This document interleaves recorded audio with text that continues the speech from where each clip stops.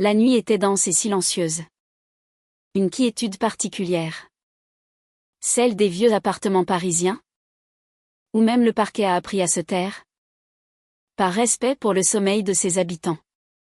Je m'étais assoupie dans mon fauteuil. Un plaid sur les genoux. Bercé par le tic-tac régulier de l'horloge de mon grand-père dans le salon. À mon âge, le sommeil est un invité capricieux. Et je me réjouissais de chaque heure volée à l'insomnie. Ma dernière pensée, avant de sombrer, avait été pour la tarte tatin que je préparerais pour mes petits-enfants. Demain, dimanche, ils viendraient. J'imaginais leurs petits doigts se tendre vers la croûte dorée. J'entendais le rire de ma Camille en les regardant. La sonnerie du téléphone déchira le silence comme un coup de feu. Brutale. Sans pitié. Elle se planta droit dans mon cœur. Je sursautai. Les yeux grands ouverts. Dans l'obscurité de l'appartement, elle semblait particulièrement sinistre. Qui pouvait bien appeler à 2 heures du matin? Mon cœur. Ce vieux mécanisme usé rata un battement, puis se mit à marteler lourdement mes tempes. Je tendis la main vers l'appareil posé sur la petite table près de mon fauteuil. Le nom de Camille s'afficha sur l'écran. Un froid, qui n'avait rien à voir avec la fraîcheur de la nuit, commença à se répandre dans mon ventre. Un appel de ma fille à une heure pareille ne pouvait signifier qu'une chose, un malheur. Allô? Ma voix était rauque. Maman. À l'autre bout du fil. Ce n'était pas la voix de ma fille. C'était un fragment de sa voix. Un murmure brisé. Tremblant. À peine reconnaissable. Traversé de sanglots étouffés. Convulsifs. Camille. Que se passe-t-il? Où es-tu? Je me redressai d'un coup. Le plaid glissa sur le sol. Maman. Je suis au commissariat. Chaque mot était une torture. Elle les expulsait avec le peu d'air qui lui restait. Bastien. Il m'a frappé. Le temps s'arrêta. Le tic-tac de l'horloge. Les bruits de la ville endormie au dehors. Tout disparut. Il ne restait que ce murmure terrible et cassé dans le combiné. Un voile noir passa devant mes yeux. Je revis le visage de mon gendre. Bastien Fournier. Architecte star. Mécène. Coqueluche de la presse. L'homme qui, dans toutes les réceptions, parlait de l'importance des valeurs familiales en tenant ma fille par le bras. L'homme à qui j'avais confié mon unique trésor, croyant qu'il lui construirait une forteresse, et non une prison. Mais il ne me croit pas. Maman, continuait le murmure. Il leur a dit que j'étais tombée dans l'escalier. Que j'avais trop bu et que j'étais tombée. Et il le croit. Lui. En arrière-plan, j'entendis une voix d'homme. Sourde. Indifférente. Teintée d'une condescendance à peine voilée. Madame. Cessez cette comédie. Calmez-vous. Votre mari arrive. Il va vous ramener à la maison. Vous réglerez ça entre vous. Je connaissais ce ton par cœur. Le ton du cynisme blasé. Le ton de celui pour qui la douleur d'autrui n'est qu'un dérangement pénible à la fin d'une longue journée de service. Il ne voyait pas une victime. Il voyait une hystérique. Et à côté, un homme respectable, connu dans tout Paris, qui expliquait calmement que sa femme était un peu fragile. À cet instant précis, quelque chose bascula en moi. L'effroi maternel.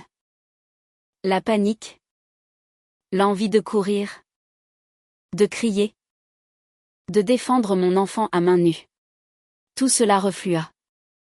Comme si de l'eau glacée venait d'éteindre un incendie. Les émotions se contractèrent. Se densifièrent et coulèrent au fond de ma conscience. Elles laissèrent la place à autre chose. Quelque chose de froid. De tranchant.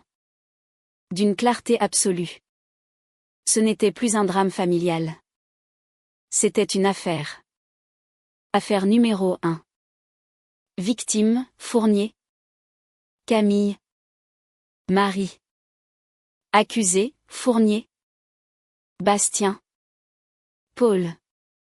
Circonstances, violence conjugale. Témoin, absent. Partialité des forces de l'ordre, évidente. Statut de l'accusé, position sociale élevée. Excellente réputation. Objectif, rétablir la justice. Je pris une inspiration lente et profonde, forçant mes poumons à se remplir d'air. Camille. Écoute-moi très attentivement. Ma voix était stable et calme. Il n'y restait plus aucune trace de l'angoisse de tout à l'heure. Ne pleure plus. Ne leur dis plus rien. Pas un mot de plus. Assieds-toi et tais-toi. Tu m'as comprise? À l'autre bout. Les sanglots cessèrent. Le ton de ma voix avait fait son effet. Oui. Maman. Chuchota TL. Je vais tout arranger. Attends. C'est tout. Je raccrochai sans attendre sa réponse. Le combiné était froid. Je le reposai sur la table, avec un mouvement si précis et mesuré que j'aurais pu apposer un sceau sur un procès-verbal. Le monde autour de moi avait changé. Le silence de l'appartement n'était plus apaisant. Il était tendu, comme le silence d'une salle d'audience avant le verdict. Je me levai du fauteuil. Chacun de mes pas sur le parquet était ferme et sans bruit. Je ne marchais pas comme une retraitée réveillée en pleine nuit. Je marchais comme une juge se rendant dans son bureau pour délibérer. Mon bureau. Ma forteresse. Ici. Rien n'avait bougé. Les murs couverts de bibliothèques croulant sous les livres. Code juridique. Recueil de jurisprudence. Monographie sur le droit pénal. L'air sentait le vieux papier et le cuir. Au mur. Des photographies. Moi avec des collègues de la Cour de cassation. Moi serrant la main d'un garde des Sceaux lors d'une lointaine conférence. Des artefacts poussiéreux d'une vie passée. Une vie que j'avais volontairement quittée. Je m'approchai du bureau en chêne sombre. Sa surface était vide. À l'exception d'une vieille lampe à l'abat-jour vert. J'ouvris le tiroir supérieur. Il coulissa dans un chuintement doux et velouté. Au fond. Sur un feutre usé. Il était là. Mon ancien marteau de juge. Un bois sombre. Presque noir. Poli par des milliers de contacts. Il était plus lourd qu'il n'en avait l'air. Il portait non seulement le poids du bois, mais aussi le poids de centaines de destins que j'avais tranchés. Je le pris. La froideur lisse de son manche me remplit d'une sensation familière.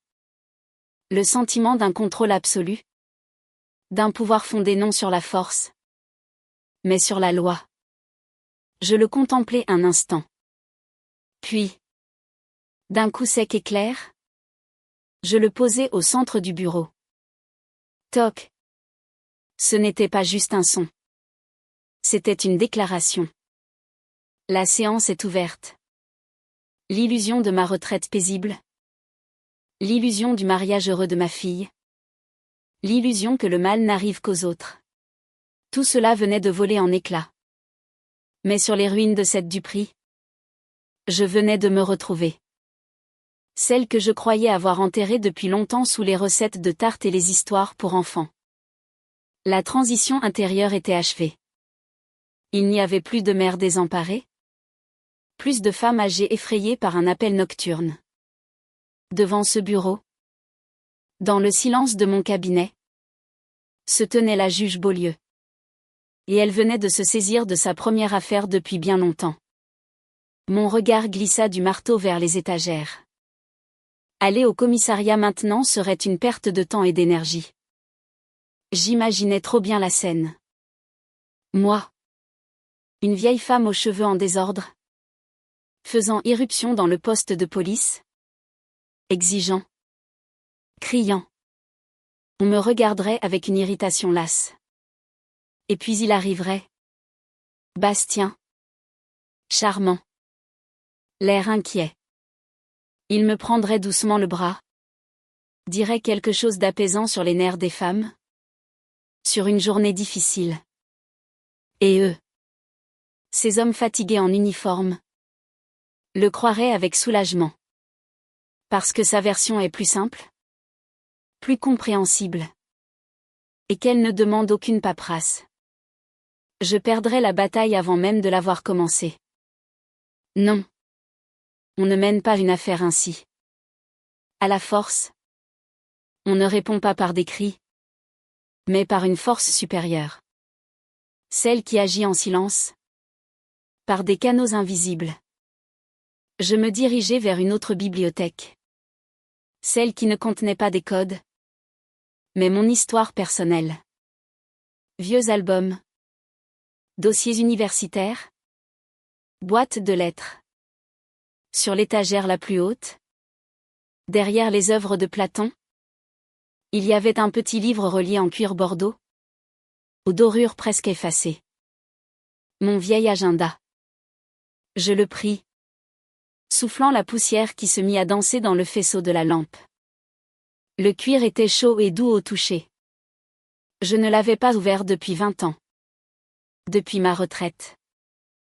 Je m'étais volontairement coupé de ce monde. Pour plonger dans ma nouvelle vie de grand-mère. Je pensais ne plus jamais en avoir besoin. Quelle erreur. Je retournai à mon bureau. M'assis dans mon fauteuil et ouvris l'agenda. Les pages. D'un papier épais et jauni. Sentaient le passé. Une écriture soignée. Serrée. Où j'avais noté des noms. Des fonctions et des numéros de téléphone. C'était plus qu'un carnet d'adresses. C'était la carte de mon ancien univers. Chaque nom était une histoire. Ce général que j'avais aidé dans une procédure d'adoption complexe. Ce chirurgien de renom dont j'avais jugé et acquitté le fils. Allant contre l'avis du procureur. Le rédacteur en chef du grand quotidien de la ville. Qui me devait le silence sur un vilain secret de famille. Ce n'était pas un livre de contact. C'était un livre de dettes. Mon doigt glissa lentement sur l'alphabet. Je cherchais un nom en particulier. Celui dont la dette était la plus lourde. Celui qui comprenait la nature du pouvoir et savait s'en servir. Elle. Je le trouvais presque à la fin. Lambert. Théodore. Sous son nom. Un ancien numéro professionnel. Au ministère de l'Intérieur. Depuis longtemps obsolète. Mais en dessous. Griffonné au crayon. Un autre numéro. Un numéro de portable. Personnel. Je regardais ces chiffres. Et une image vieille de 30 ans me revint en mémoire. Une salle d'audience. Un jeune Théodore Lambert. Blême. Se tenant devant moi. Sa carrière. Son avenir. Peut-être même sa liberté. Ne tenait qu'à un fil. Il était accusé à tort dans une affaire de corruption montée de toutes pièces. Les preuves étaient indirectes. Mais nombreuses et habilement agencées. Je présidais ce procès. J'avais vu la peur dans ses yeux. Mais j'y avais vu autre chose, une honnêteté obstinée. J'avais passé des semaines à éplucher chaque document. Et j'avais trouvé. J'avais trouvé le minuscule fil du mensonge et, en tirant dessus, j'avais défait toute la pelote de l'accusation. Mon verdict d'acquittement avait résonné comme un coup de tonnerre. Après l'audience, il m'avait attendu dans le couloir. Il n'avait rien dit. Il s'était juste incliné profondément. Une semaine plus tard, il était venu chez moi. Il n'avait prononcé qu'une seule phrase, « Madame la juge, j'ai une dette envers vous. Si jamais Un jour, quoi qu'il arrive, vous avez besoin de quelque chose. Un seul appel suffira. Depuis, de nombreuses années avaient passé. Théodore Lambert était devenu un homme très important. Nous ne nous étions jamais revus. Jamais reparlé. Mais je ne doutais pas qu'il se souvienne. Ces dettes-là n'ont pas de date de péremption. Je pris mon téléphone. Mes doigts ne tremblaient pas. Je composais le numéro.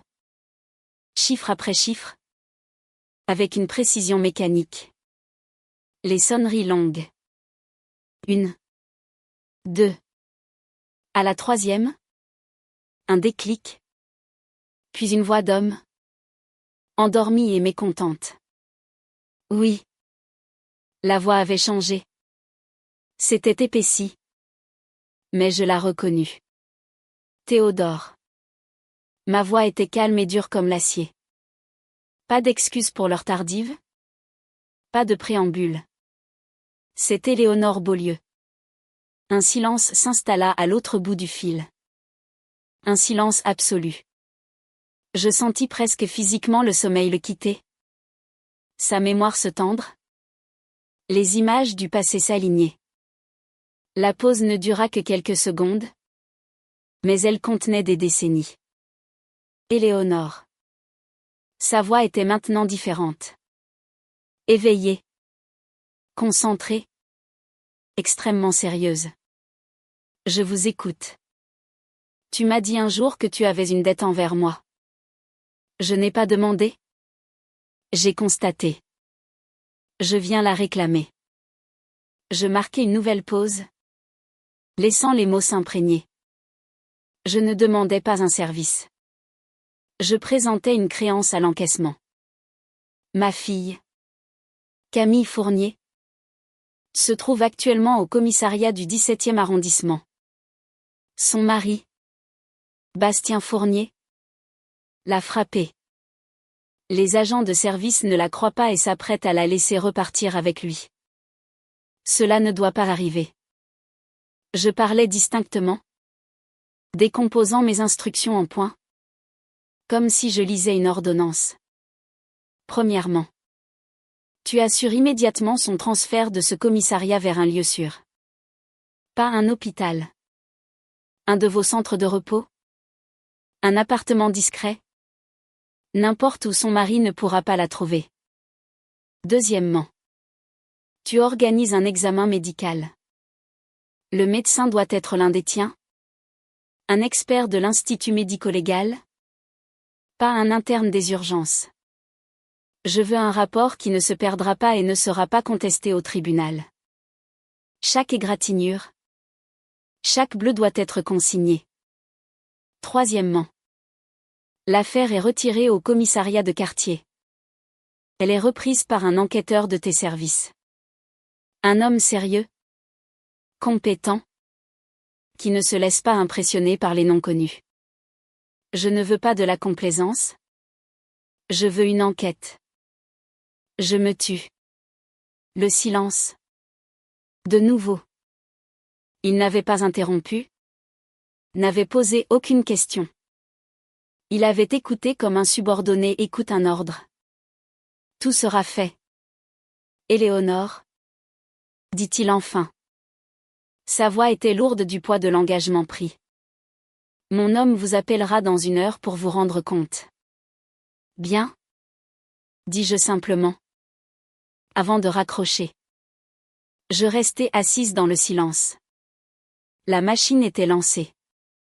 Une machine juridique impeccable, dont les rouages étaient graissés par de vieilles dettes et des obligations mutuelles.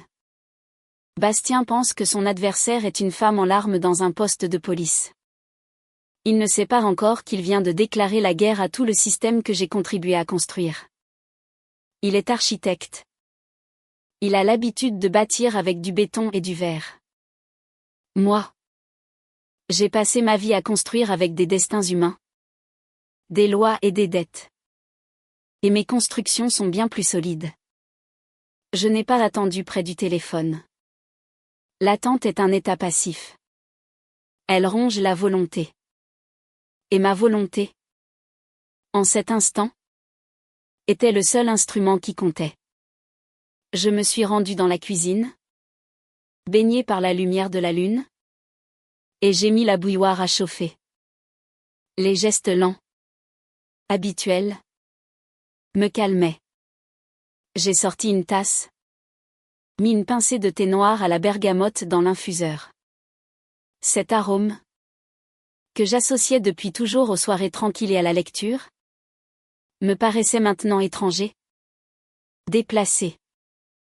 Je regardais par la fenêtre sombre, où se reflétaient ma cuisine et mon propre visage pâle. Dehors, un brouillard d'avant l'aube commençait à se lever. Je pensais à Bastien.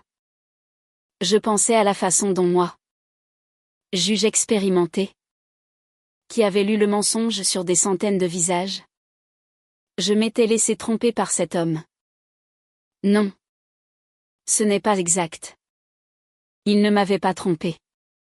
Il ne m'avait simplement jamais considéré comme un adversaire digne de l'effort d'un mensonge complexe.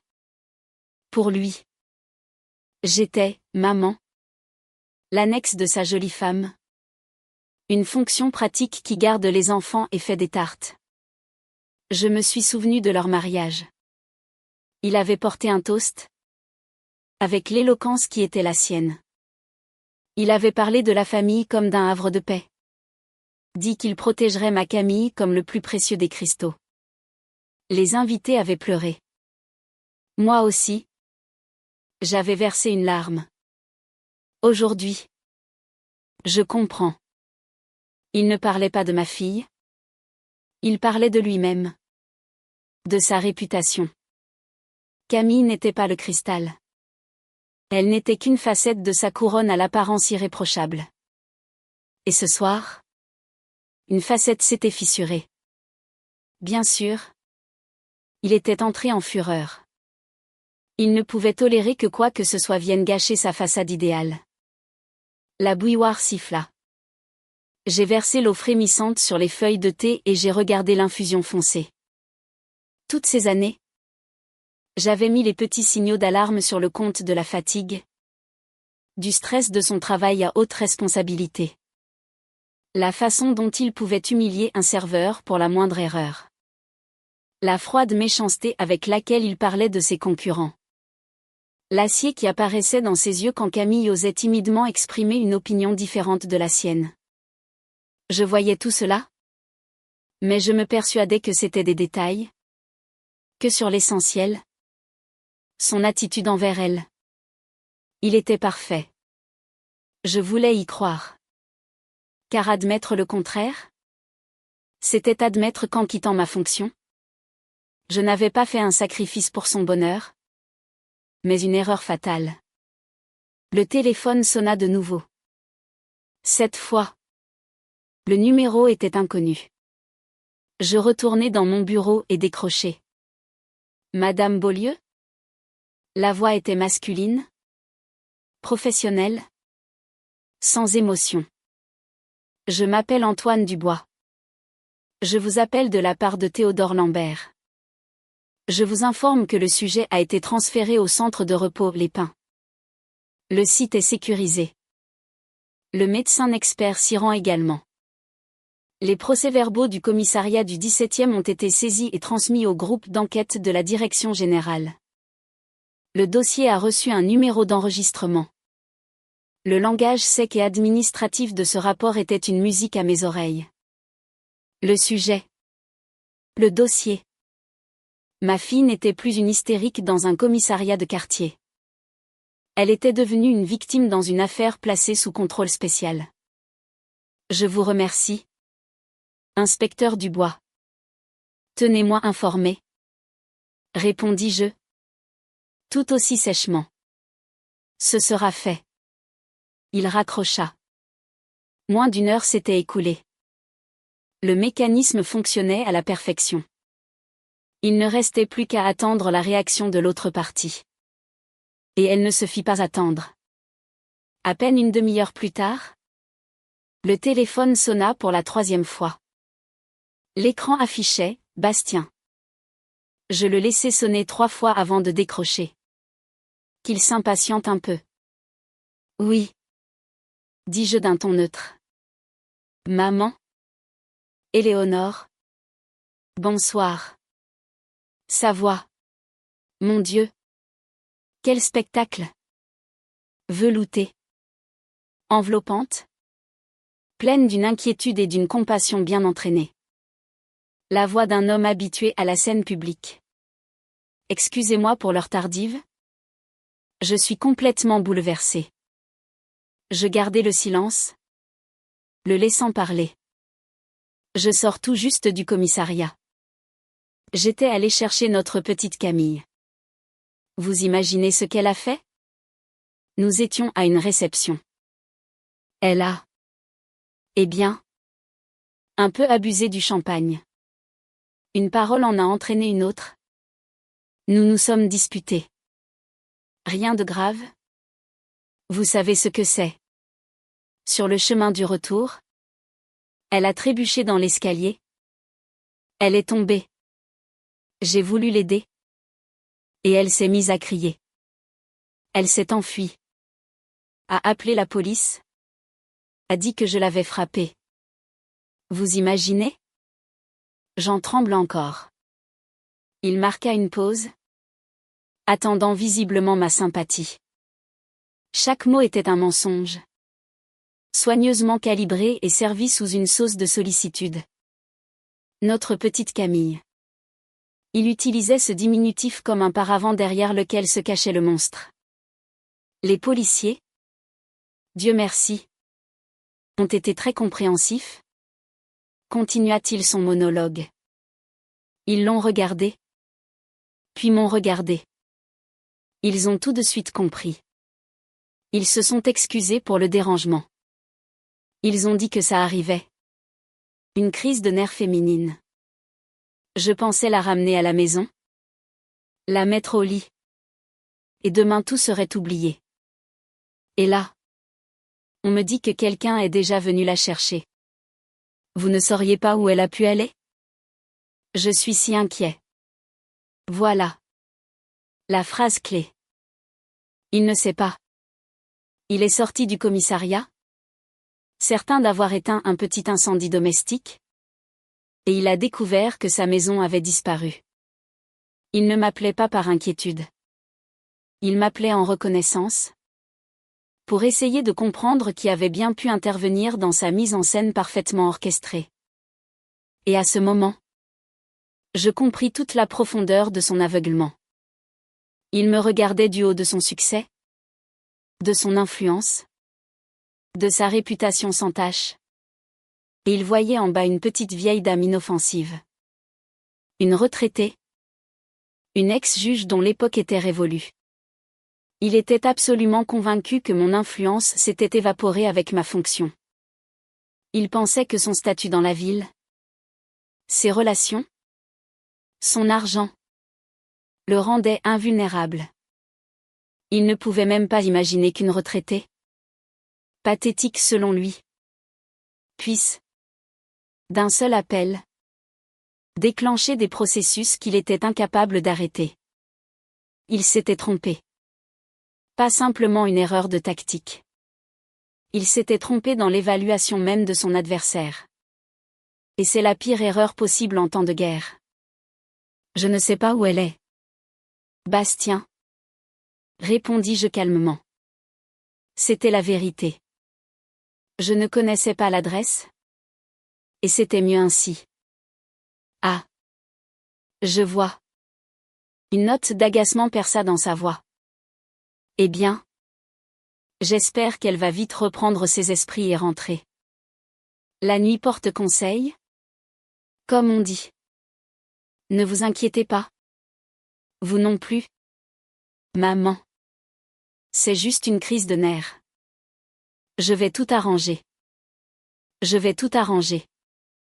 Cette phrase, prononcée avec l'assurance d'un Dieu décidant du sort des mortels, devint sa condamnation. Il croyait encore qu'il contrôlait la situation, qu'il pouvait faire machine arrière, étouffer l'affaire, négocier, charmer. Bien sûr, Bastien, dis-je doucement. Et dans cette douceur, il y avait plus de froid que dans le gel de janvier. Prends soin de toi. Je raccrochai. Je regardai le marteau posé sur la table. Il brillait faiblement à la lumière de la lampe. Bastien n'avait pas seulement frappé ma fille. Il avait commis un crime contre mon monde. Pensant que ce monde était faible et sans défense. Il ne savait pas que ce monde avait des lois anciennes et très solides. Et une juge qui les ferait appliquer. Les jours suivants se transformèrent en une longue attente tendue. Le temps s'écoulait différemment. Épais et lent comme de la cire qui refroidit. Je menais ma vie habituelle de retraité. Mais ce n'était qu'une enveloppe extérieure. J'allais à l'épicerie acheter du pain et du lait. J'arrosais les géraniums sur le rebord de ma fenêtre. J'essayais même de lire. Mais chaque lettre se brouillait devant mes yeux. Toutes mes pensées étaient là-bas. Dans cet espace invisible où se jouait la partie commencée par mon appel nocturne. L'homme envoyé par Théodore, l'inspecteur Antoine Dubois, m'appela le lendemain. Sa voix était égale, sans âge ni émotion, comme celle d'un présentateur lisant un bulletin météo. L'exécutant parfait. L'instrument impeccable. Il me rapporta qu'il avait interrogé Bastien. Ce dernier s'était montré parfait. Charme. Légère ironie. Une incompréhension sincère. Il avait joué le mari aimant dont la femme souffre de troubles nerveux. Il ne montrait pas la moindre crainte. Juste un léger agacement face aux lourdeurs administratives. C'est un bon acteur, conclut Dubois. Ce n'est pas un acteur. Il croit à ce qu'il dit. C'est plus dangereux. Le corriger-je. Puis, Dubois commença à travailler sur l'entourage de Bastien. Sa secrétaire, son assistant personnel, son chef comptable, quelques-uns de ses architectes principaux. Il ne mettait pas la pression, ne menaçait pas. Il posait simplement des questions. Calmement, méthodiquement, revenant plusieurs fois sur le même sujet en changeant légèrement les formulations. Il était comme l'eau qui, goutte à goutte, ronge la pierre la plus dure. Je connaissais cette tactique. Elle est épuisante. Elle pousse les gens à se trahir sur des détails. Le mensonge demande une énergie mentale énorme. Et il est presque impossible de le maintenir longtemps sous une telle pression monotone. Les premiers jours, cela ne donna aucun résultat. Le mur que Bastien avait construit autour de lui était solide. Un mur de peur, d'argent et de loyauté achetée à coups de cadeaux coûteux. Ses employés répétaient la même chose, Bastien Fournier. Un génie. Un philanthrope. Un patron exigeant mais juste. Un père de famille idéal. Leurs témoignages étaient lisses. Bien peignés. Comme s'ils avaient été répétés. Dans nos conversations téléphoniques, Dubois restait sobre. Mais je sentais son irritation professionnelle contenue. Il se heurtait à une surface parfaitement polie. J'allais voir Camille au centre de repos. Elle était dans un pavillon séparé, dans une chambre confortable avec vue sur une pinède. Les bleus sur son visage commençaient à s'estomper. Mais dans ses yeux, il y avait toujours la même terreur que lors de son appel. Nous parlions peu de ce qui s'était passé. Je m'asseyais simplement près d'elle. Je lui épluchais des pommes et je lui parlais de ses enfants. Je voyais bien qu'elle n'avait pas besoin de justice pour le moment. Elle avait besoin d'un sentiment de sécurité. Et je devais le lui fournir. Une semaine passa. Bastien décida manifestement que la tempête était passée. Dubois m'informa que mon gendre avait repris sa vie normale, réunion. Réception. Une interview à la télévision locale sur un nouveau projet caritatif. Il se comportait comme un homme qui n'a rien à cacher. Et cette assurance de sa propre impunité commençait à m'énerver. Même moi. Et puis, tout changea. L'appel de Dubois survint tard dans la soirée. Presque à la même heure que celui de Camille une semaine plus tôt. Madame Beaulieu. Pour la première fois. Il y avait une note différente dans sa voix. Pas de l'excitation. Plutôt la fièvre du chasseur qui a trouvé une piste. Nous avons un témoin. Je restai figé. Ma tasse de thé à la main. Racontez-moi. Inspecteur. Et il raconta. Il raconta une histoire qui ressemblait à des centaines d'autres que j'avais entendues dans une salle d'audience. L'histoire de la tyrannie qui se dévore elle-même. L'homme s'appelait Julien Moreau. Un jeune architecte. Associé junior dans l'agence de Bastien. Un homme discret. Introverti. Mais incroyablement talentueux. Le genre d'employé modèle qui générait des idées de génie pendant que le brillant Bastien Fournier en récoltait tous les lauriers. Dubois l'avait interrogé parmi les premiers. Julien était apparu effrayé. Avait parlé en termes vagues. N'avait rien révélé de concret. Le cas classique de l'employé intimidé. Mais la présence constante des enquêteurs dans les bureaux. Les conversations à voix basse dans la salle de pause. Le sentiment diffus que le pouvoir monolithique du patron vacillait. Tout cela créait une tension palpable. Bastien devenait nerveux. Son masque impeccable commençait à se fissurer. Il s'emportait contre ses subordonnés pour des broutilles. Sa voix, de plus en plus souvent, montait jusqu'au cri. Il sentait qu'il perdait le contrôle. Et cela le mettait en rage. Le détonateur fut une peccadille. Une erreur insignifiante dans le devis d'un nouveau projet. Une erreur qui pouvait être corrigée en 5 minutes. Julien était responsable du devis. Bastien le convoqua dans son bureau. Puis, jugeant sans doute qu'une humiliation à huis clos ne suffisait pas, il le traîna dans l'open space, là où tous les employés étaient assis. Et là, devant tout le monde, il lui infligea une fessée publique. Selon Dubois, qui interrogea plus tard les secrétaires témoins de la scène, ce fut terrible. Bastien ne se contenta pas de crier. Il anéantissait. Il dit à Julien qu'il était un incapable. Qu'il l'avait ramassé dans le caniveau et qu'il l'y renverrait. Il le pointait du doigt. Postillonnait. Et dans ses yeux, comme le raconta l'une des jeunes femmes, il y avait la même rage froide qu'elle avait vue lorsqu'il avait fracassé son téléphone contre un mur après des négociations ratées. J'écoutais Dubois et j'imaginais la scène avec une clarté effrayante. Je voyais le visage de Julien, rouge de honte. Je voyais la peur et une pointe de jubilation sur les visages de ses collègues.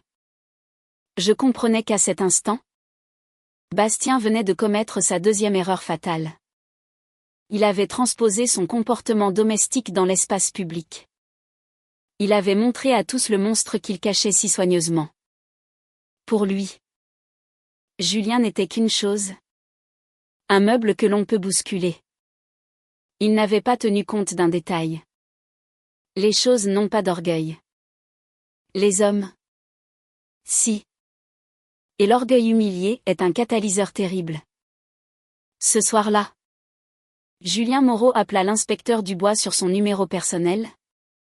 Que celui-ci avait eu la prévoyance de lui laisser, au cas où. Ils se retrouvèrent tard dans la nuit. Dans un café discret d'un quartier périphérique. Julien était pâle. Mais déterminé. La peur ne l'avait pas quitté.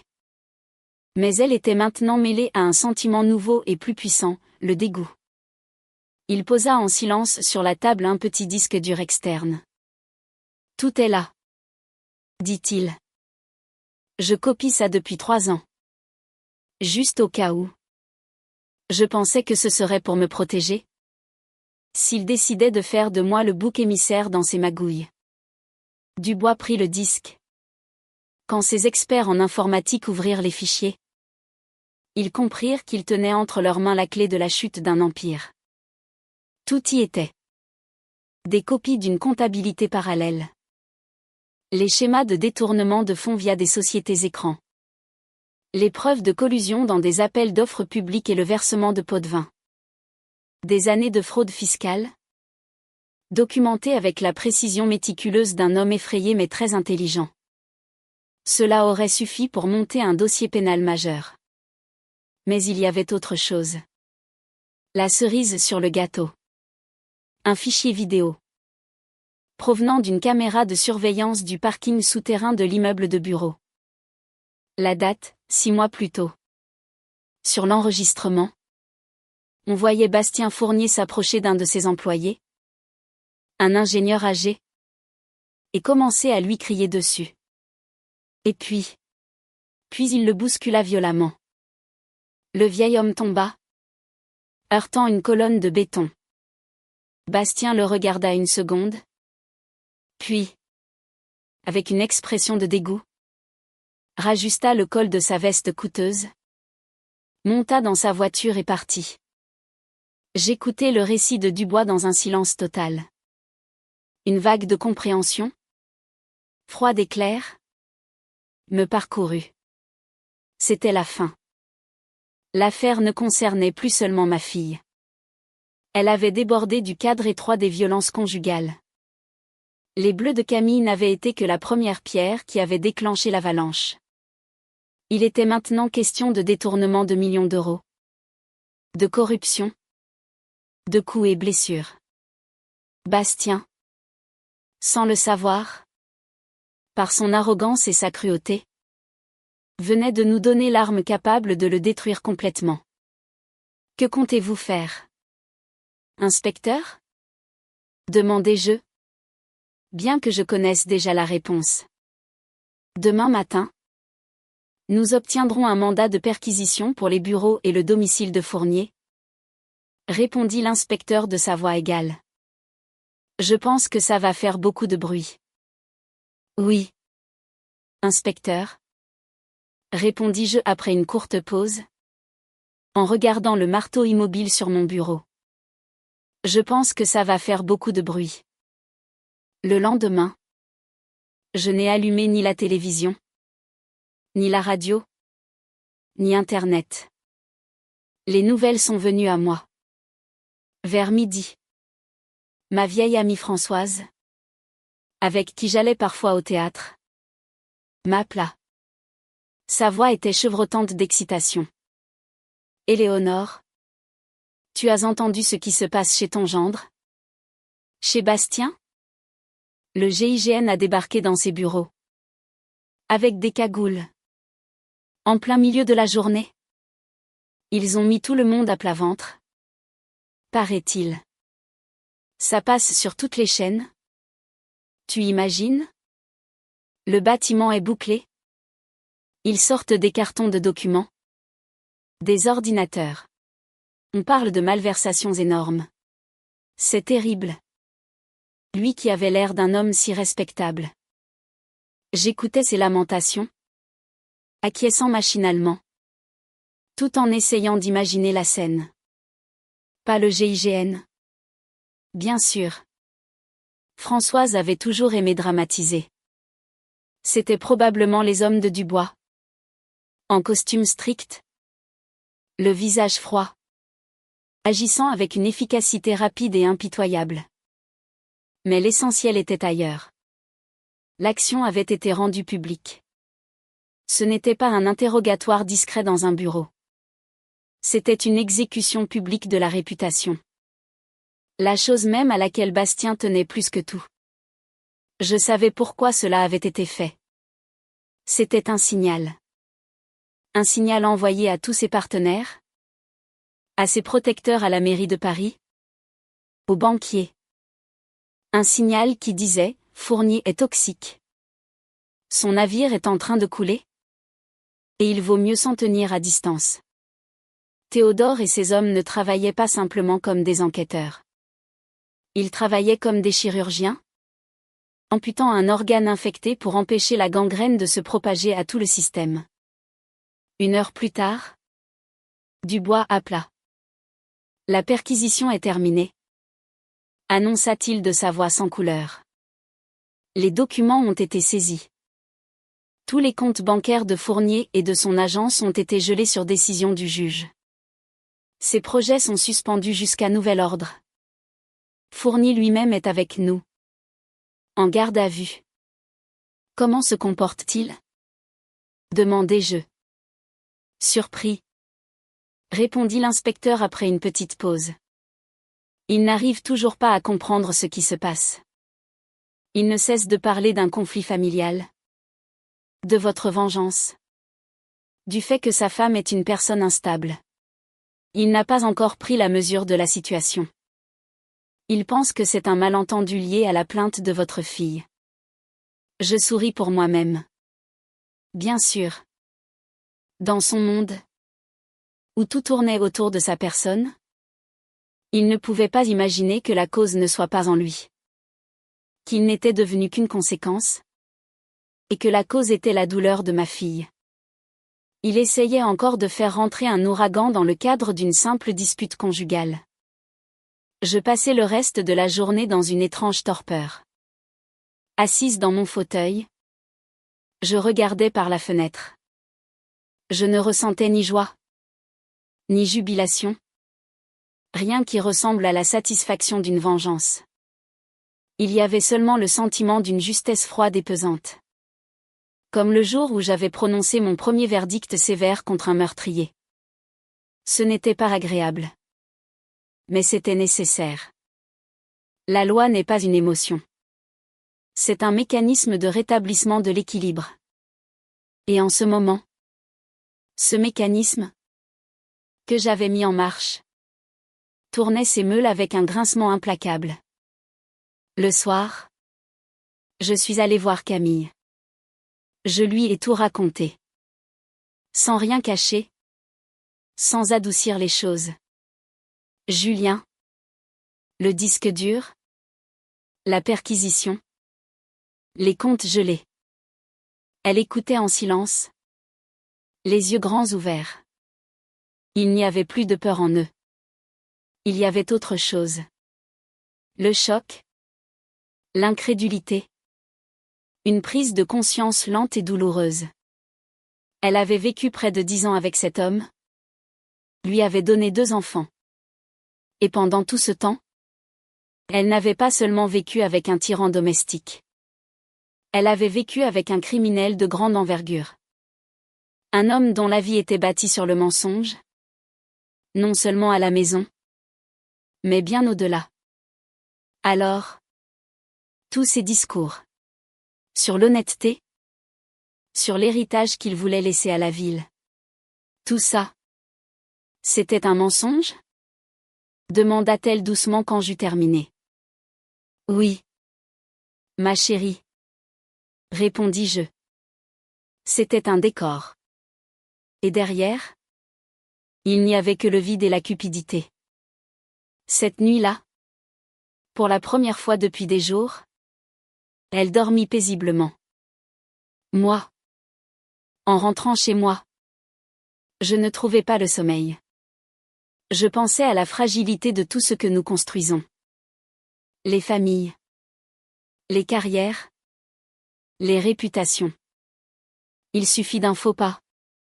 D'un seul coup. Pour que tout s'écroule en poussière. Le dénouement survint le lendemain. C'est Dubois qui me le raconta. Avec. Pour la première fois. Ce qui me sembla être une note de curiosité humaine dans la voix. Bastien avait passé la nuit en cellule de dégrisement. Pas dans une cellule avec des criminels de droit commun. Bien sûr. Mais dans un box individuel. L'atmosphère. Les barreaux. La nourriture de cantine. L'absence de téléphone et de confort habituel devait avoir un effet dégrisant. Le matin, son avocat était venu. Un grand nom du barreau parisien. Un spécialiste de la résolution de problèmes. Leur conversation, selon Dubois, fut brève et, pour Bastien, choquante. L'avocat, homme cynique et pragmatique, lui exposa les faits sans détour. Bastien. Oublie ta femme. Lui dit-il. C'est bleu. C'est une broutille maintenant? Une simple contravention? Tout au plus. Ce qu'ils ont contre toi. C'est l'article 313A2 du Code pénal. Escroquerie en bande organisée. Tu comprends ce que ça veut dire? Bastien. De toute évidence. Ne comprenait pas. Il s'accrochait toujours à sa version du drame familial. Ça veut dire. Expliqua patiemment l'avocat. Comme à un attardé mental. Qu'on parle d'une peine pouvant aller jusqu'à 10 ans de prison et 5 cents. 000 € d'amende. Avec confiscation de tes biens. Ils ont le témoignage de ton associé? Moreau. Ils ont toute ta comptabilité occulte. Ils ont une vidéo où tu frappes un de tes employés. Ta version de l'épouse instable n'intéresse plus personne. On ne parle plus de sauver ton mariage.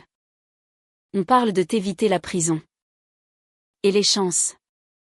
Je vais être honnête? Sont quasi nulles. Et c'est à ce moment. Dans la salle d'interrogatoire lugubre. Sous le regard de son cher avocat. Que Bastien Fournier comprit enfin. Il comprit que ce n'était pas un malentendu. Que son monde brillant s'était effondré. Que son argent était gelé. Ses relations paralysées par la peur. Et sa réputation impeccable traînée dans la boue. Il comprit que l'accusation de violence conjugale n'avait pas été l'attaque principale, mais une simple manœuvre de diversion.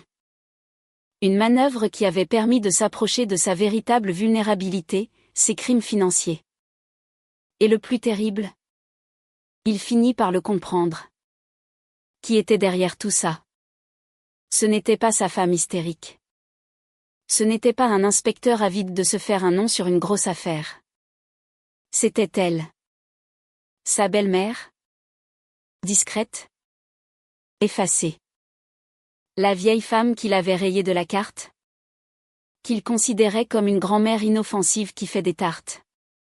Il comprit enfin qu'il l'avait sous-estimée. Qu'elle n'était pas simplement intervenue. Elle avait planifié et exécuté une opération juridique impeccable. Elle n'avait pas porté de coup de côté. À sa famille. Elle avait porté un seul coup. Précis et mortel. Droit au cœur de son empire. Il a demandé à vous voir? Termina Dubois. Refusé. Répondis-je sans hésiter. Il va insister. Il dit que c'est personnel. Je n'ai rien de personnel avec lui. Inspecteur? Dis-je. Seulement des affaires. Et toutes les affaires? Maintenant? C'est vous qui les gérez. La conversation était terminée. Mais je savais que ce n'était pas encore la fin. Un homme comme Bastien? Acculé? N'abandonne pas. Il se débat. Il tente d'entraîner dans sa chute tout ce qu'il peut atteindre. Et je savais que sa prochaine cible? Ce serait moi. Je savais qu'il viendrait. C'était aussi inévitable que l'alternance du jour et de la nuit. La bête traquée retourne toujours vers l'antre de son chasseur, obéissant à un dernier instinct irrationnel. Elle ne peut faire autrement. La sonnette retentit vers le soir.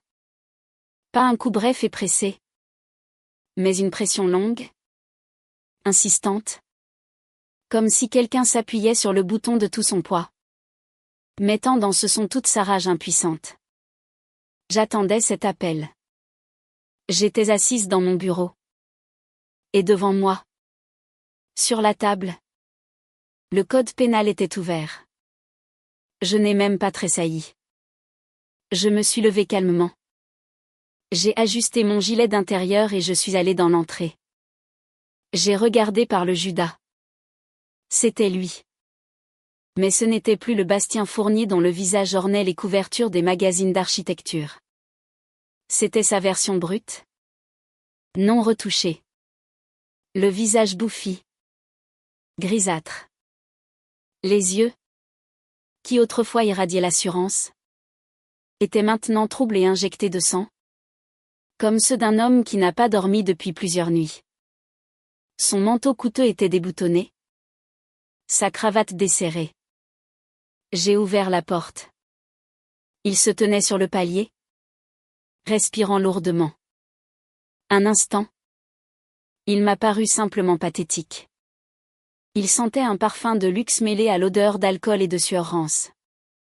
L'odeur de la décomposition. Je dois vous parler ? A-t-il dit d'une voix rauque, en essayant de lui donner ses anciennes intonations autoritaires. Mais ça ne marchait pas bien.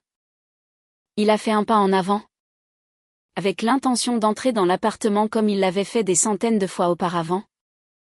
En maître, en membre de la famille. Je n'ai pas bougé, lui barrant le passage de mon corps. Non. Bastien. Nous parlerons ici. Il s'est figé, me regardant de haut. Et à cet instant, le masque est tombé pour de bon.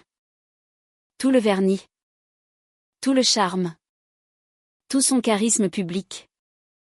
Tout avait disparu, s'était évaporé, laissant derrière lui le mal à l'état pur, non dilué. Son visage s'est tordu. C'était la grimace d'un homme à qui on a tout pris et qui est venu détruire la cause de ses malheurs. Vieille sorcière, a-t-il sifflé. Et de la salive a giclé du coin de sa bouche. Tu crois que tu as gagné ? Tu crois que tu peux détruire ma vie comme ça ? Et qu'il ne t'arrivera rien ? Je me taisais. Je le regardais droit dans les yeux, sans détourner le regard. Au tribunal, j'avais appris à soutenir de tels regards. Il n'y a pas de force en eux. Seulement de la douleur et de la peur, retournée et transformée en agression. Je vais la détruire. Elle. Sa voix s'est brisée en un grondement. Je vais raconter à tout le monde qui elle est vraiment. Qu'elle boit.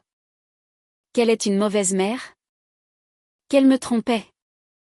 Je trouverai des gens. Je les paierai. Et ils confirmeront chacune de mes paroles.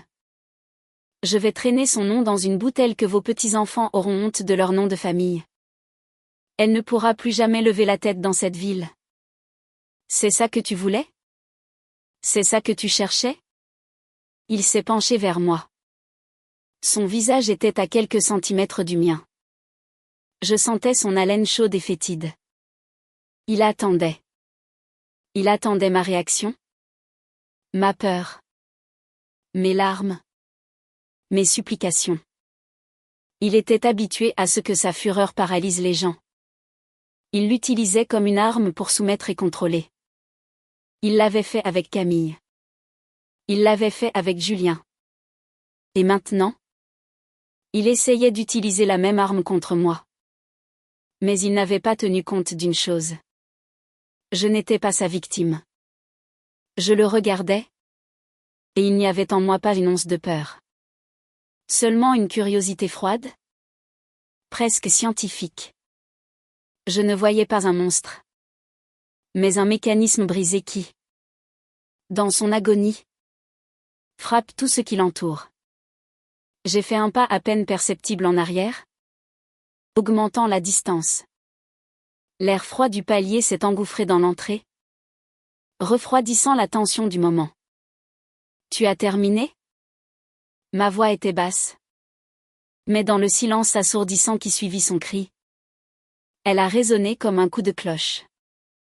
Il a été décontenancé.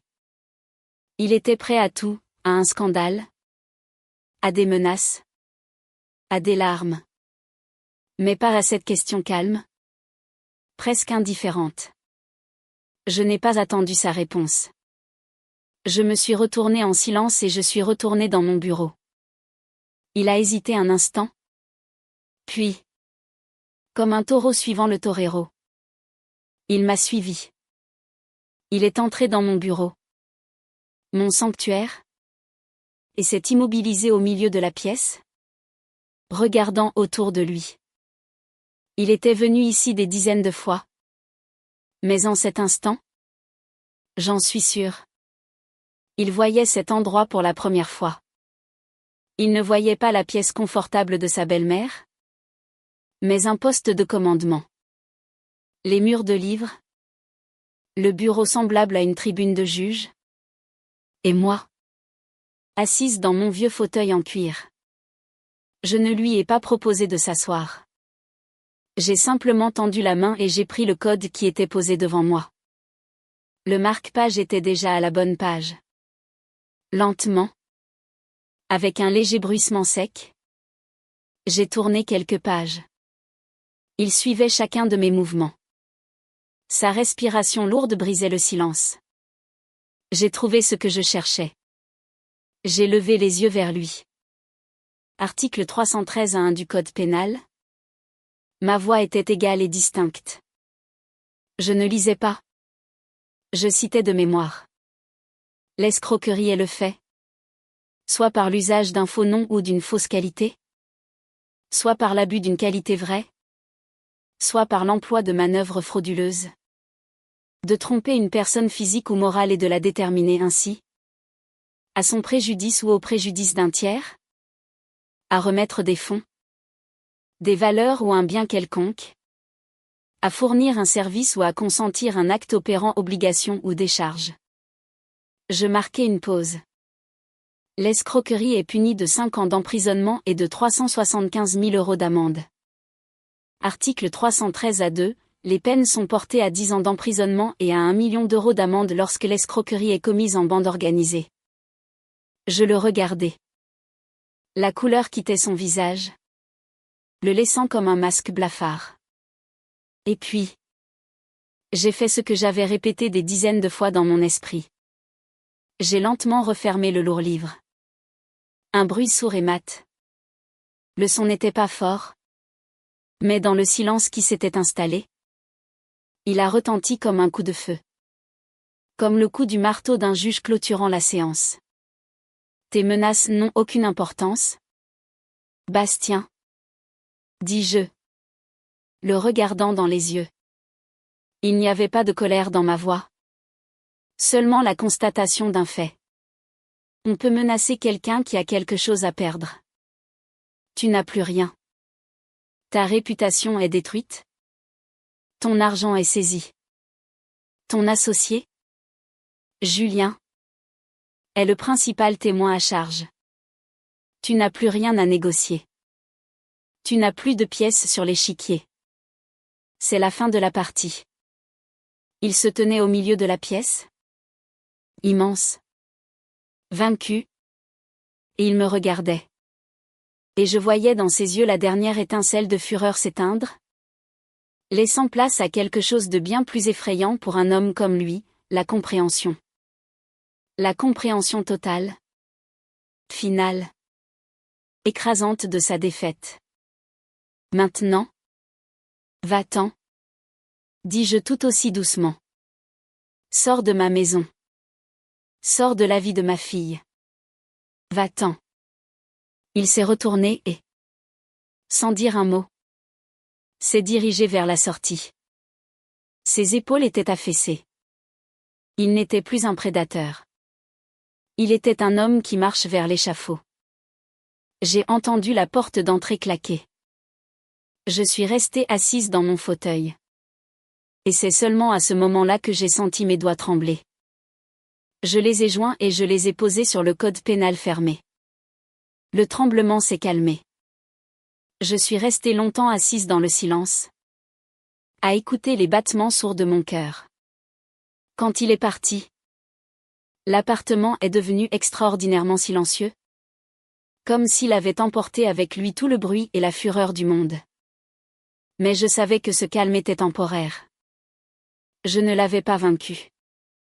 Je lui avais simplement montré qu'il avait perdu. Et pour des gens comme Bastien, admettre la défaite est impensable. Il ne sait pas perdre. Il ne sait que détruire. Je savais que son dernier coup ne serait pas dirigé contre moi, mais contre ce que j'avais de plus cher, le nom de ma fille. Je me suis trompée sur une seule chose. Je pensais avoir un jour ou deux. Il s'est avéré que je n'avais qu'une nuit. Le matin, à peine avais-je eu le temps de me préparer un café que le téléphone sonna. C'était Camille. J'ai reconnu sa voix. Mais elle avait retrouvé ces notes brisées et pleurantes que j'avais entendues la première nuit. Maman. Tu as vu? Vu quoi? Ma chérie? Demandai-je calmement. Bien que le froid commençât déjà à me gagner le cœur. Sur Internet. Le Courrier de Paris. Un article sur nous. Maman. C'est tellement horrible. Tellement sale. Je posai ma tasse sur la table. Camille. Écoute-moi. Arrête de lire. Ferme ton ordinateur. Je vais regarder ça moi-même. Toi. Bois un verre d'eau et essaie de respirer calmement. Nous allons surmonter ça. Rappelle-moi dans 1 heure. Je raccrochai sans attendre sa réponse. Je me suis approché de mon vieil ordinateur portable, que je n'allumais qu'une fois par semaine pour payer mes factures. Il a mis du temps à démarrer, en grognant de mécontentement. J'ai tapé le nom du journal dans le moteur de recherche et j'ai tout de suite vu le titre. En grosses lettres criardes. La vengeance d'une juge déchue, comment Éléonore Beaulieu détruit la famille de sa propre fille. Sous le titre. Une photo. Ancienne. Prise lors d'une réception il y a 5 ans. Je suis en robe de soirée stricte. Debout à côté d'un Bastien souriant. Le photographe a saisi un moment où je disais quelque chose. Et mon visage est figé dans une expression sévère. Presque méchante. À côté. Le visage radieux de mon gendre. Le contraste était monstrueux. J'avais l'air de la méchante marâtre d'un conte de fées. Et lui. De la victime innocente. J'ai commencé à lire. Mes yeux glissaient sur les lignes. Mais je ne ressentais ni douleur, ni offense. Seulement un mépris glacial pour un travail aussi grossier. C'était un exemple classique de diffamation. Cousu de fil blanc avec des demi-vérités et des mensonges éhontés. L'article, citant des sources anonymes proches de la famille, dressait un tableau répugnant. J'y étais présentée comme une vieille femme vengeresse. Aigrie par sa retraite, qui aurait décidé de ruiner la vie de son gendre par jalousie de son succès. L'appel à la police était décrit comme une provocation soigneusement planifiée. De Camille, ils écrivaient des choses pires encore. Elle était dépeinte comme une femme capricieuse, instable, portée sur l'alcool et les crises d'hystérie.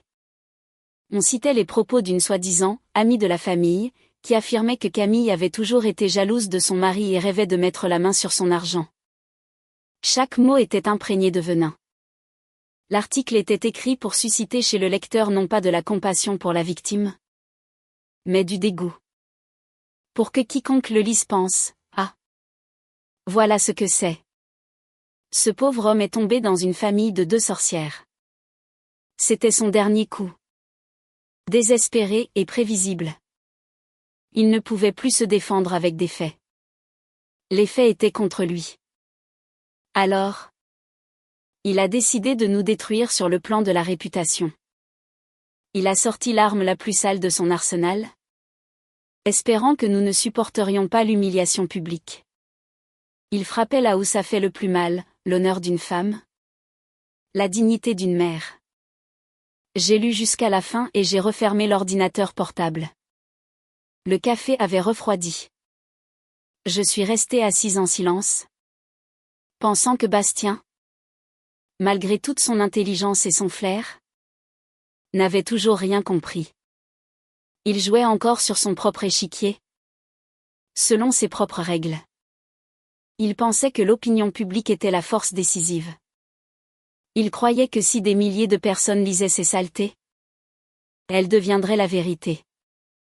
Il vivait dans un monde de façades, d'illusions et de titres de journaux. Moi, je vivais dans le monde des faits.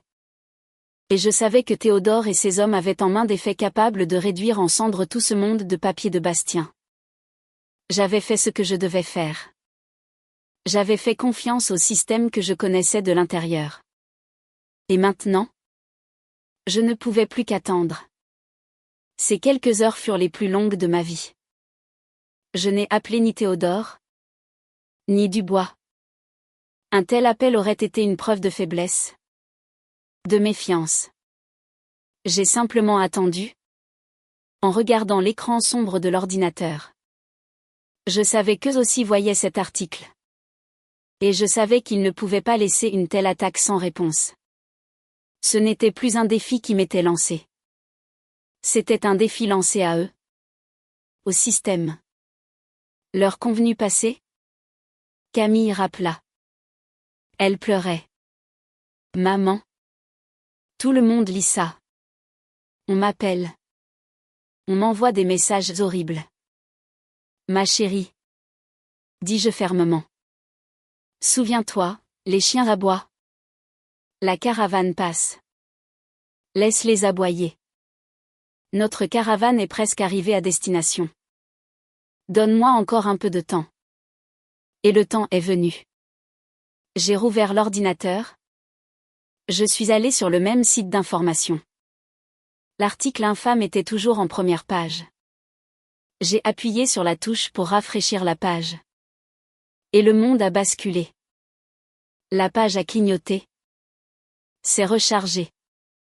Et à la place du titre criard sur la vengeance de la juge, un autre est apparu. Plus gros.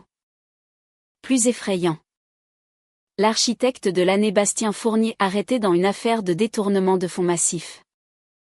J'ai rafraîchi de nouveau.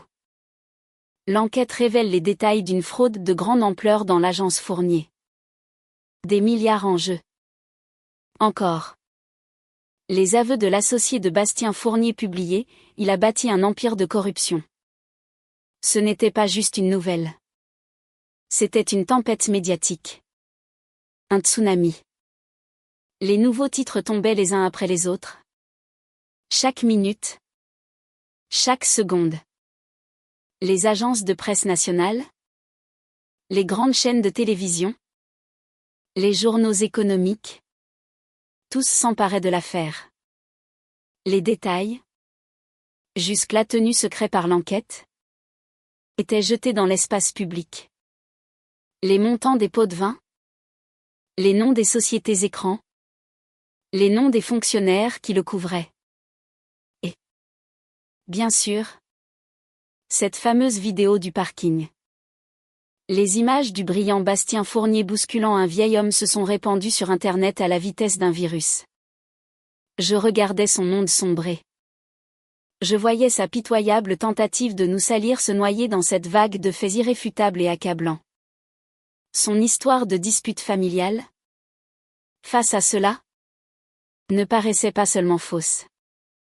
Elle paraissait ridicule. Une tentative pathétique de détourner l'attention de son vrai visage, celui d'un voleur, d'un escroc et d'un homme violent. Son coup de poker n'avait pas seulement échoué. Il s'était retourné contre lui avec une force monstrueuse. Il avait lui-même attiré l'attention de la presse. Et la presse l'a déchiqueté. Il voulait nous faire passer pour des monstres. Et au final, il a prouvé au monde entier que le seul monstre dans cette histoire, c'était lui. J'ai cherché des yeux le premier article. Il était toujours sur le site. Mais il avait déjà glissé loin vers le bas. Enseveli sous l'avalanche des vraies nouvelles.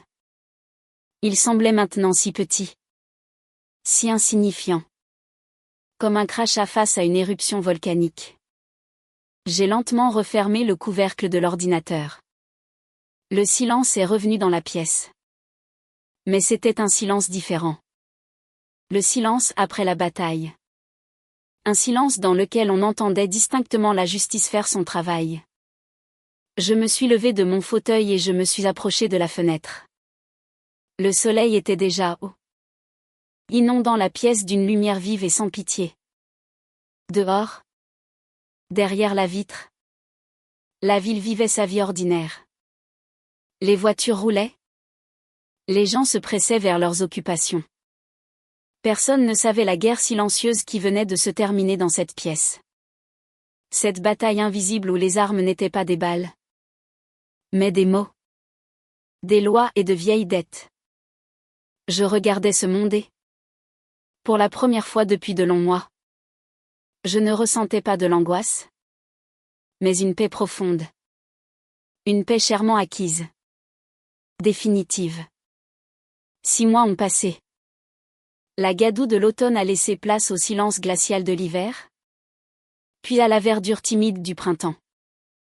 La vie, lentement mais sûrement, revenait dans son lit, comme un fleuve après la crue.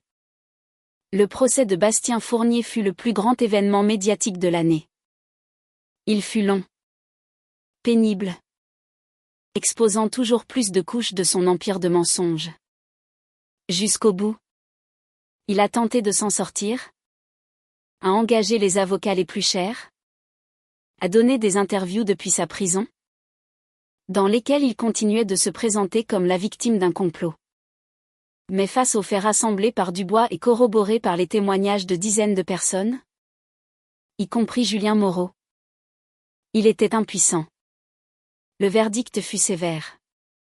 9 ans de réclusion criminelle, avec confiscation totale de ses biens, pour escroquerie.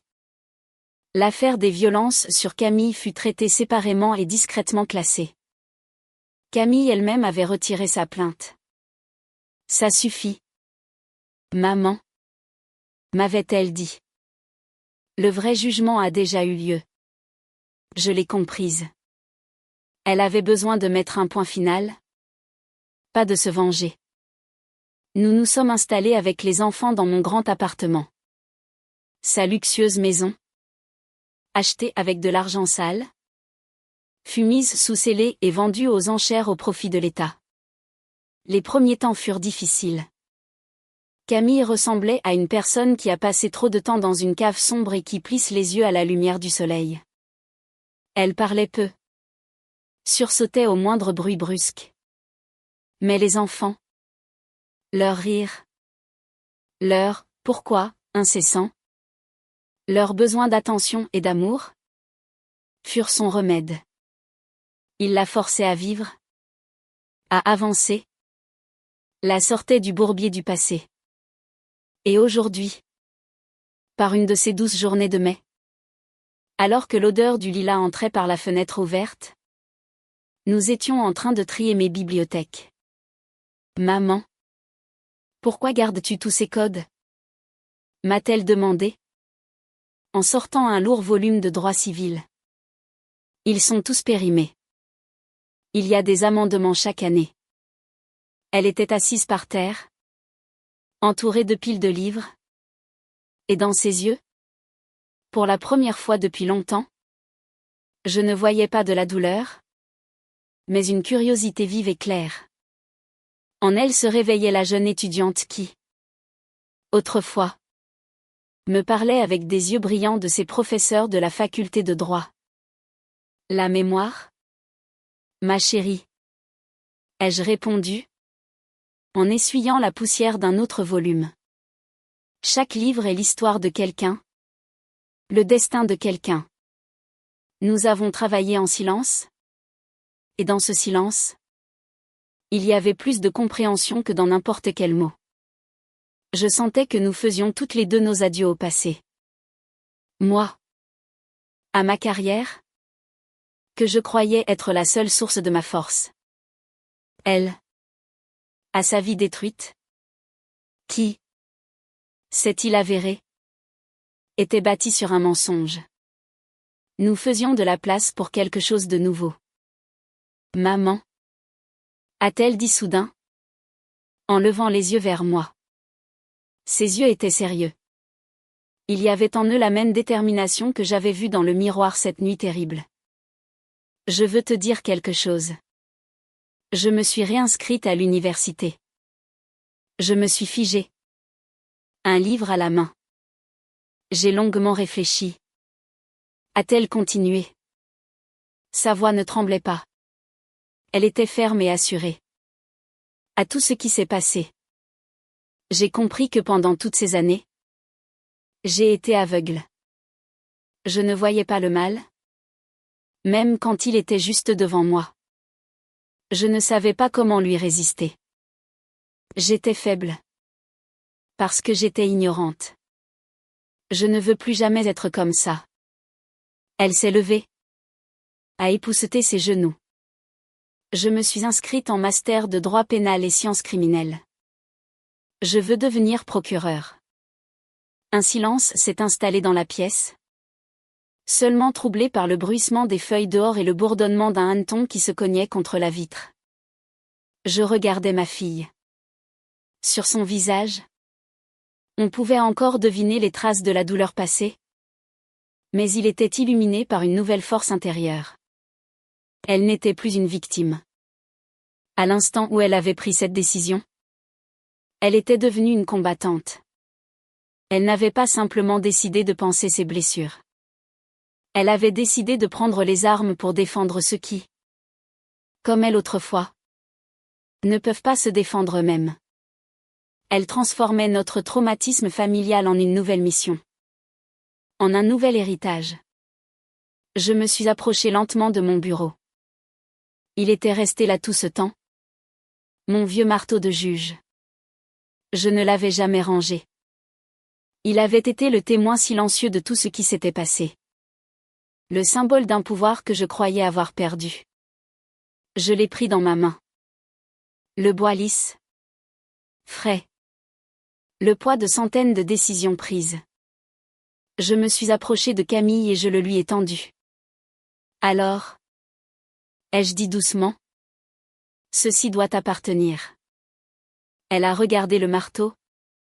Puis moi. Ses doigts ont touché sa surface. Timidement. Presque avec révérence. Et puis elle l'a pris. Elle l'a pris avec assurance. Et sa main n'a pas tremblé. Et à cet instant précis, j'ai ressenti quelque chose que je n'avais même pas ressenti le jour du verdict de Bastien. J'ai ressenti une libération authentique, définitive. Ma guerre personnelle était terminée. L'ennemi était vaincu. La justice était rétablie. Mais ce n'était pas l'essentiel. L'essentiel, c'était que des cendres de notre douleur naissait quelque chose de nouveau. Quelque chose de bien plus important que la vengeance ou la victoire. Un nouveau défenseur naissait. Une nouvelle force. Un nouvel espoir. Ma fille tenait mon passé entre ses mains. Et moi, en regardant dans ses yeux, je voyais notre avenir commun. Et je savais que cet avenir serait juste. Les années qui suivirent furent une lente reconstruction. Pierre par pierre. Camille se plongea dans ses études avec une férocité que je ne lui connaissais pas. Ce n'était plus la jeune fille rêveuse qui avait abandonné le droit par amour. C'était une femme qui avait vu le visage du mal et qui avait décidé de lui consacrer sa vie. Non pas pour le subir, mais pour le combattre. Elle passait ses nuits sur les codes, les jurisprudences, les dossiers de crime. Elle ne cherchait pas des réponses dans les livres. Elle y cherchait des armes. Parfois, tard le soir, je la trouvais dans mon ancien bureau. Endormie sur un traité de procédure pénale, le marteau posé à côté d'elle comme un gardien silencieux. Je la couvrais d'un plaid, et je restais là, à la regarder. Je ne voyais plus la petite fille que je devais protéger. Je voyais une égale. Une collègue. Elle a réussi son concours d'entrée à l'École nationale de la magistrature avec brio. Le jour où elle a prêté serment. Vêtue de sa robe noire à l'hermine blanche, elle m'a cherché du regard dans la foule. Nos yeux se sont croisés. Il n'y avait pas besoin de mots. Tout était dit. L'héritage avait été transmis.